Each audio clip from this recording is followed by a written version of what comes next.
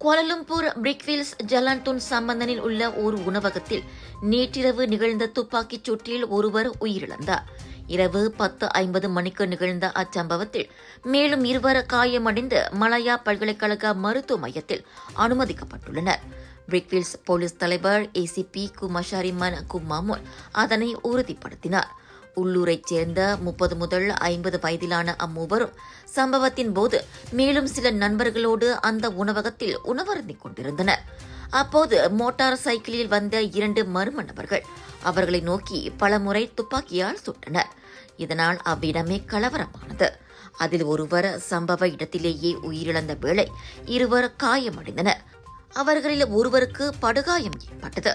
துப்பாக்கிச் சூட்டை நடத்தியவர்களை அடையாளம் காணவும் தாக்குதலுக்கான காரணத்தை கண்டறியவும் ஏதுவாக சிசிடிவி கேமரா பதிவை போலீசார் ஆய்வு செய்து வருகின்றனர். மேலும் சில ஆதாரங்களை திரட்ட வேண்டியிருப்பதாக கூறிய ஏசிபி மஷாரிமான் சம்பவத்தை நேரில் பார்த்தவர்களோ அல்லது தகவல் தெரிந்தவர்களோ விசாரணைக்கு உதவுமாறு கேட்டுக் கொண்டுள்ளார்.